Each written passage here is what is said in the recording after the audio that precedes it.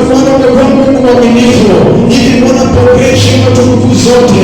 Uinuliwe zaidi ya uwezo wetu. Uinuliwe zaidi ya maarifa zetu. Uinuliwe zaidi ya hekima yetu. Uinuliwe zaidi ya ufahamu zetu. Zaidi ya ujuzi wetu uinuliwe. Tunakuinua ewe Mfalme. Kwenye ndoa zetu tunakuinua. Kwa biashara zetu tunakuinua. Kwa manyumba zetu tunakuinua. Kama tunaweza kuanza. Ila tulikoni hapo utaenda kumshukuru Bwana. Ameba na kuinua kwa watoto wangu. Na kuinua kwa jamii yangu. Na kuinua kwa nyumba yangu. Na kuinua kwa watoto wangu Bwana. Wenda kushinda wakirudi. Ninakuinua. Ninakuinua Bwana kukasa mikono yangu. Ninakuinua kwa huduma huu. Ninakuinua Jehova kwa kanisa hili. Ninakuinua kwa chongozi wangu. Ninakuinua kwa kiongozi wangu. Ninakuinua kwa Sunday school. Ninakuinua kwa yufa. Ninakuinua yetu. Pokea heshima na nguvu zote. Tubariki sote tunaposikiza neno hili kwa jina la Yesu Kristo tunaomba na kuamini. Amen.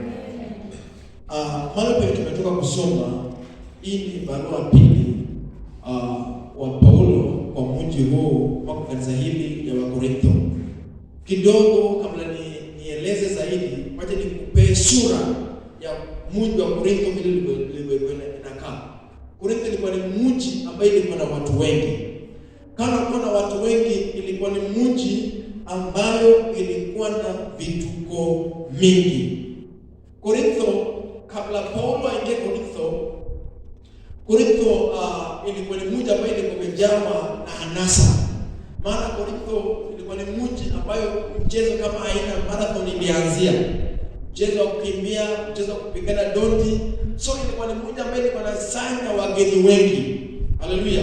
Amen. Na wageni hao wanakuja na tabia tofauti. Praise the Lord. Amen. Kama hiyo mji pia kulikuwa na hekalo ya miungu ya kike ambayo alikuwa anaitwa Diana. Na huyo miungu ya kike alikuwa na watumishi wengi wa kike. Praise the Lord. Amen. Hao watumishi wa kike ilipofika masaa ya jioni walikuwa wanateremka chini, maana hekalu lao walikuwa wamejenga kwenye mlima. Walikuwa wakiteremka chini masaa ya jioni ili wakuje wapeane huduma kwa wanaume waliokuwa kwenye mji huo. Huduma gani wadada wanapewa wanaume? Nijazie. So walikuwa wanakuja kupeana huduma kwa wanaume. Praise the Lord. Ina maana kwa mji huu ilikuwa imejawa na usherati. Mji huu ilikuwa imejawa na vitu vibaya, kuabudu sanamu ilikuwa imejaa kwenye mji. So Paulo anaingia kwa mji huu na anaanza kanisa. Praise the Lord. Amen. Na alipoanza kanisa ikawa inakumbwa na matata nyingi. Watu wakasikia injili wakaokoka, wakaingia kwenye kanisa. Baada ya kutoka kanisani, wakaanza kuishi maisha inayofanana na maisha ya dunia. Haleluya. Wanaanza kutembea kwa njia inayofanana njia walikuwa wakitembea hapo awali. So Paulo anaanza kuandika barua, maana kanisa ilikuwa inakumbwa na shida nyingi. Wengine wanaulizana mambo ya ndoa kusoma hapo nyuma, wanaulizana mambo ya wengine wanaanza kusema sisi ni wa Paulo, sisi ni wa Apolo, wanaanza kusumbuana. Kanisa inaanza kuwa na shida nyingi. Mahali hapa tumesoma kukawa na utofauti, maana kuna watu wanaanza kuja kusema kwamba Paulo inakaa si mtu mwenye ni mtu wa Mungu. Tunaanza kushuku mafundisho ya Paulo. Maana Paulo kwa kuonekana kwake alikuwa ni mtu mfupi. Kama kwa mfupi alikuwa ni mtu mwenye kipara. Kama kwa kipara alikuwa hawezi kutembea vizuri. Alikuwa na ulemavu fulani. So kuonekana kwake na kila naongea ni vitu tofauti. Praise the Lord. Amen. So kanisa hili ikawa imejaa na watu waliokuwa kanisa walikuwa na sura nzuri na maumbile mazuri na pesa na kuonekana vizuri, wakaanza kuleta mafundisho tofauti. Are we together? Yes. Wakaanza kuleta mafundisho tofauti. So Paulo anaanza kusema in verse 1 ya kwamba therefore since through through God's mercy we have this ministry, we do not lose heart. Anaanza kutia kanisa moyo. Anaanza kuambia kwamba ijapokuwa kwamba kuna changamoto mingi, ijapokuwa kwamba kuna vitu mingi mambo mingi yanakuja, yanatoka huku na ingia huko, lakini huduma huu hatujapata kwa uwezo wetu, lakini kwa neema ya Mungu. Ndio maana unapata kwamba anaandika mambo yote ili kuweza kutia kanisa moyo. Nataka nifuje hiyo ujumbe kwa point karibu 3. Number 1,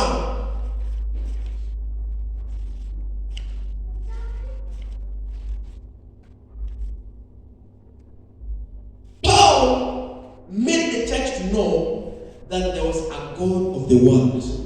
Paulo alileta katika mawazo ya kanisa ya kwamba kulikuwa na Mungu wa dunia, ambayo Mungu wa dunia kazi yake ilikuwa ni kupofusha watu macho. Ndio maana unapata hapa tumesoma katika verse 4 ya kwamba kuna Mungu wa dunia hii ambayo kazi yake imepofusha watu macho. Japo kama tunajaribu sana kuhubiri neno, tunajaribu sana kueleza neno, but there is a God of this world that has a responsibility that people may not see the light. Watu wasiweze kuona nuru. Na nuru ni gani? Ilikuwa ni nuru ya neno la Mungu. So when Paul was saying this, for them they were saying this. Paul alikuwa anasema kwamba this is the right way to go. This is the right thing to do. But the God of the world alikuwa anasema hapana, hili nataka uongo, hii ndio njia ya kutembea. They caught you doing this, walikuwa wapata mkifanya hii. Na hii ndio njia mnafahamu kwa mkitembea. So kanisa ikawa iko na shida, inasumbuana, ina mambo inawasumbua. For instance, angalia siku ya leo. Kanisa leo ina changamoto pia. Karibu sawa na ile ya Korintho. Why? Unapata kwamba we are compromising so much in our salvation. Unapata kwamba vitu vinavyo inaendelea kufanyika ndani ya maisha yetu. We are seeing life and salvation to be almost the same with the one of the world. Praise the Lord. Amen. Tumechukua wokovu hivi mpaka dunia na tuhubiriana zaidi kwamba after all nadhani kwa kanisa lakini ukifanya tu mambo yako kawaida tu na bado utakuwa umeokoka tu. Praise the Lord. Bado utakuwa umefanya nini? Umeokoka tu. Saa hii nikisikia hapo unatoa simu, weka ngoma kutoka moja mpaka ya mwisho. Praise the Lord. Amen. Tusikize ngoma yenye kwa simu yako. Itakuwa sasa dunia inakwambia ya kwamba unaweza sikiza tu ngoma tu iweze kuadhiri wokovu wako. Praise the Lord. Amen. So the church had a problem, and Paul was telling them that you see there is a God of this world, but his work is to blind your eyes. Msione ukweli. Hallelujah. Amen. Hata kama mnanya kanisa, lakini wakati mwingine Mungu anaendelea kufunga macho. Wakati pastor anasema ukweli, unaanza kuchukia pastor. Pastor anakuja bwana. Umeniingilia sana pastor. Praise the Lord. Pastor hapo leo umenihubiri. Unasema unashika moyo na kani nyumbani, ati pastor amenihubiri. Praise the Lord. Amen. Why? The God of this world has blinded your eyes for so many Biblia uko nayo, lakini usomi. Praise the Lord. Amen. Huko unajua kuomba lakini hauombi. Unagoja unakuja na kaa. Basi akisema ile kwa Biblia unaanza kupinga. The world is compromising the church. Yes. And now the church is compromising with the world. Praise the Lord. Amen. So Paul was very critical. Aliponaambia kwamba yes, we have the ministry. Yes, we are preaching the gospel. But there is also opposition. Kuna kipingamizi ambayo kazi yake ni kupinga ukweli tunaowaambia. Anazidi kusema kwamba hata tunamhubiri injili hii inaweza onekana kwamba haina maana, lakini itakosa maana kwa wanaopotea. Lakini wanaojua ukweli, wanaoona ukweli, injili hiyo ina maana. Maana hiyo ni nguvu ya Mungu. Praise the Lord. Amen. Number 2, Paul also knew that the treasure is in Christ. When you read verse 8, verse 7, anasema kwamba we do not boast on our own. Yes, we can look like the way we look. Tunaweza kuonekana vile tunaonekana.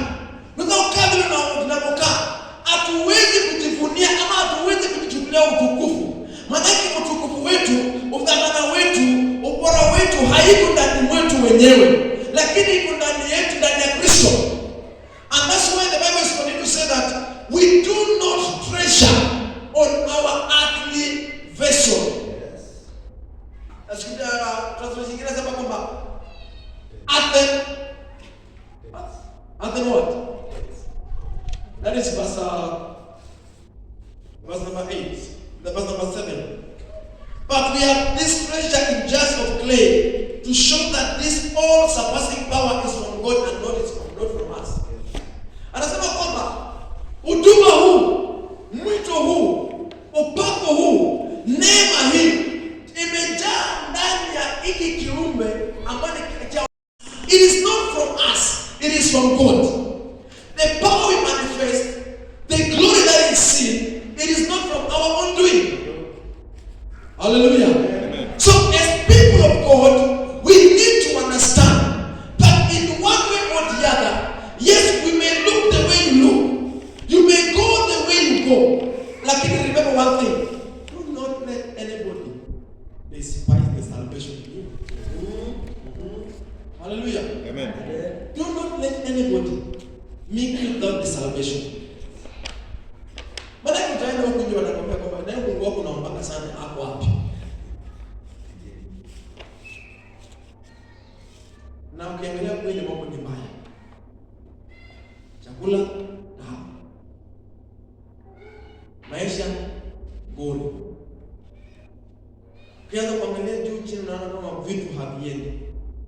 Hata inaanza kwa wakati wako pia kwamba na Mungu wako ukikuja ukaenda kwa bedroom unasema kweli. Hiyo Mungu wako kweli. Anza kuuliza maswali, Mungu ana mimi kweli amani unaacha. Praise the Lord. Amen. So, utakuja kuona kaangalia kwamba Paulo anatia moyo. Anasema kwamba no, whatever we have, it is not from us. Though there might be challenges, but we glory in God. We do not glory in the challenges. Hallelujah. Hatuwezi kupata utukufu katika hayo taabu ama dhihaka ama tunapata utukufu maana nguvu tunayotumia haitokani na sisi, inatokana na Mungu. Amen. Praise the Lord. Amen. So as a church, we need to learn the ethic of depending in God. Praise the Lord. Amen. Paul hata baada ya kuona kwamba mafundisho yake inakaa kudharauliwa, he's coming to defend his ministry by saying that I am not glorying in myself. So, Paul alielewa kitu moja. As a church, we also have to understand ya kwamba when we are in our weakest point, let's not look at that weakness. Let's look at God who gives strength. Amen. Praise the Lord. Amen. Wakati katika hali mbaya, avoid making unnecessary decision. First of all, look what God is saying. Hallelujah. Hallelujah. Unajua kwa nini Wakristo wengi tunafika mahali pa kukata tamaa? Maana tufikiria mara mbili. Hali kuna hautaangalia hiyo hata utaangalia utapenyaje. Hata kama itabidi kuua mtu ndio upenye. Praise the Lord. Amen. Is that the right way? No. Paul alisema kwamba I am glorying in the Lord. Hata kama hii mwili ni udongo, inakaa vibaya, haina sura, imekaa kombo, inadharauliwa, but kuna kitu ndani. Amen. Hallelujah. Praise the Lord. Amen. Kuna kitu ndani ya hii mwili yenye nafurahia. Praise the Lord. Amen. Hata kama unatembea kama kombo, lakini bora uko ndani ya Kristo. Amen. Una sababu ya kutabasamu. Amen. Mimi nashinda siku hizi na Wakristo na kadi nimejuzuliza juzi. Ona kadi kila wakati sura umekuja tu. Na Mungu atakupa sura mbaya kama hiyo. Sasa itaita kuja sasa. Praise the Lord. Ingawa Mungu amekupa sura mbaya kama hiyo, sasa shughuli yako nayo. Wewe ni mrembo na umekuja. Wewe mrembo na kitu gani? Wewe mwangalia unashindwa. Amen. Hallelujah. Amen. Ndio maana unaona nowadays a lot of issues with with the Christians. Tunatembea sana.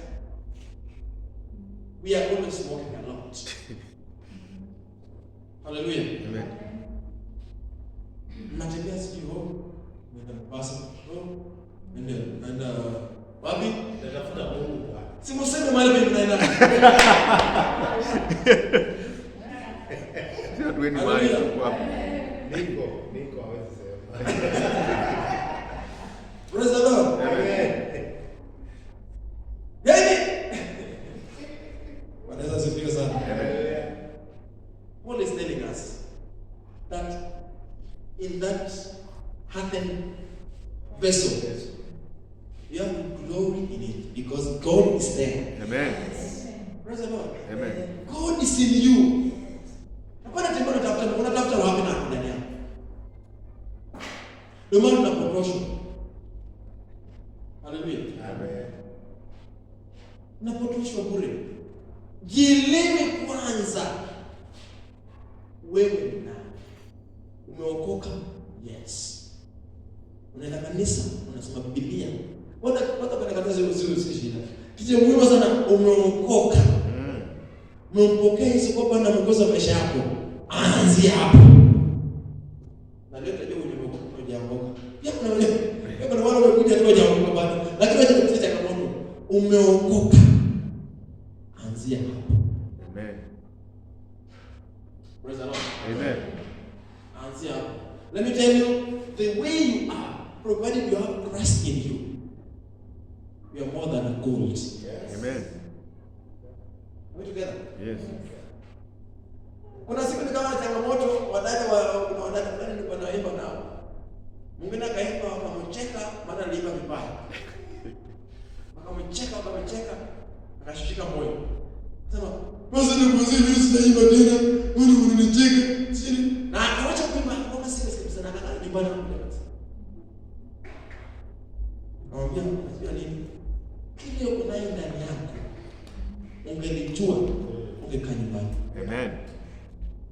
Ungelijua, haungewacha kuja kanisani. Praise the Lord. Amen. Until I talk to her, akajirealize ya kwamba it's not about what people say. It's not about, si kwa sababu kile watu wanasema, people will always talk. Hallelujah. Amen. Watu wataongea upende usipende. Amen.